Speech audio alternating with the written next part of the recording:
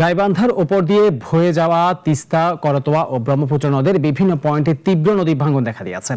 অব্যাহত ভাঙনে নদীগর্ভে বিলীন যাচ্ছে শত শত বিঘা ফসলি জমি ও বসতভিটা। গাইবান্ধা থেকে আনোয়ার হোসেন শামীমের রিপোর্ট, জানাচ্ছেন শম্পা আক্তার।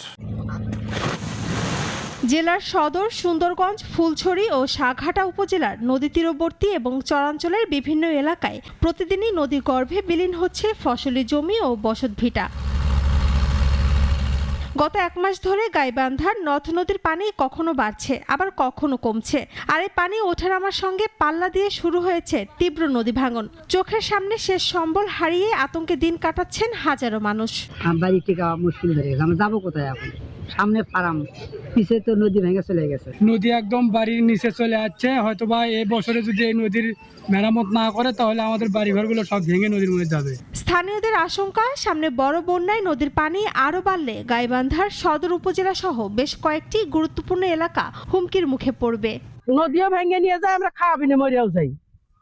এটা প্রশাসন কোনোদিন দেখে রাখে না। পানি বাইরে মনে করেন নদী ভাঙনে চাপ পড়ছে, আগে বাড়িঘর টাইনা সারা পারতেছি না। এদিকে পানি উন্নয়ন বোর্ডের ভাঙন প্রতিরোধের কাজ চলছে ধীর গতিতে।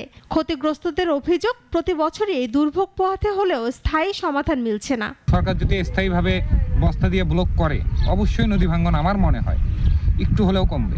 সেই নদীতে এখনো যদি বাঁধলো হয় তাও বোধহয় ওকে হলো হয়, ঝিগনা আছে ওখানেতে থাকলাম হয়। পানি উন্নয়ন বোর্ড বলছে, ভাঙন ঠেকাতে জরুরি ভিত্তিতে জিও ব্যাগ ফেলে কাজ চলছে।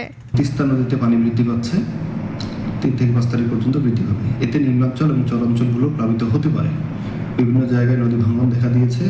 এর মধ্যেই প্রায়োরিটি বেসিসে যেসব জায়গায় বরাদ্দ পাওয়া যাচ্ছে ওইসব জায়গায় আমরা জিও ব্যাগ দিয়ে ভাঙন প্রতিরোধের চেষ্টা করছি। তবে ক্ষতিগ্রস্ত এলাকার মানুষের দাবি সাময়িক নয়, নদী ভাঙন রোধে নিতে হবে স্থায়ী ও টেকসই ব্যবস্থা। শম্পা আক্তার, নাগরিক।